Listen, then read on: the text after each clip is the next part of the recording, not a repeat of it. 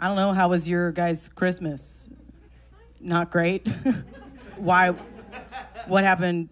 It's a divorce in the family. It's not a good. Yours or some? Oh, okay. I was like, are you just telling everyone, you're like, I'm divorced, I'm here, I'm finally living, I'm going to comedy tapings? Okay, did the divorce happen at Christmas? People were opening gifts and someone was like, I want to divorce you. So, did people still open presents? Separately? Here's what upsets me about this, and I want you to know that I do have jokes, but this is more important right now. Is if you're gonna get divorced, that's so unfair to do it at Christmas because the only silver lining is 2 Christmases, and they found a way to still make it, you only get 1 Christmas worth of gifts. So, double bad news.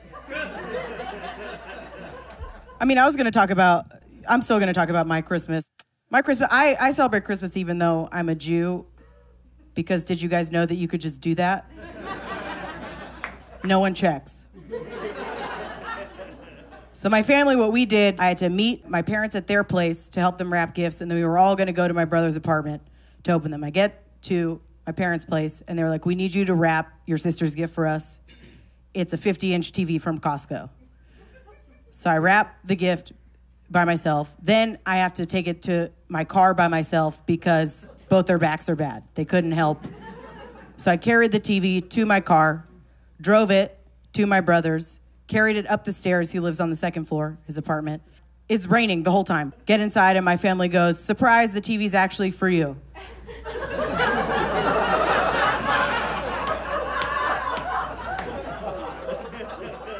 So I spent over an hour wrapping and transporting my own gift.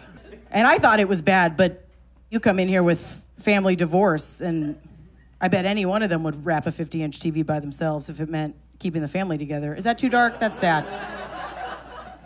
That is sad. Did you guys get your booster? This is a Q&A.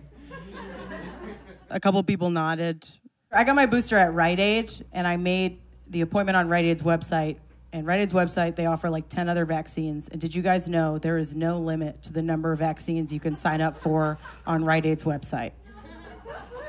I kept adding more vaccines, thinking I would get a pop-up that was like, hey, cool it. Never have. I signed up to get 5 vaccines. And I showed up at Rite Aid. I walked up to the pharmacy counter, and I asked the pharmacist, I think she was a pharmacist. She was wearing a Rob Zombie t-shirt, but she was behind the pharmacy counter. And I was like, hey, is 5 vaccines too many to get at once? And she was quiet for a second, and then she said, I mean, if you're cool with it. Doesn't inspire confidence, but I was cool with it. I said yes, and so they took me in the back, and then a different pharmacist came in the back, and she was wearing a white lab coat, so I was like, all right, she knows what's up. And I was like, hey, quick question. Is 5 vaccines too many to get at once? And then she was quiet for a second, and this is all true. And then she said, well, we're here now. She just gestured at all the needles she'd already opened. So I got all 5 vaccines. I got all 5. Made plans to meet up with a man afterwards. I am straight. I know everything about what I sound like, and my energy in general suggests some sort of gray area. But I'm just a boring straight. Made plans to meet up with a man. Tried to have sex with him before the vaccine side effects set in. Dangerous game. It didn't work, if you're wondering. It did not work. He was like, why are you sweating and shivering at the same time? I looked like Rose from that scene in Titanic in the car. Do you guys... Is that a relevant movie to reference? A film so old it came out on 2 VHSs. Is it? Yeah?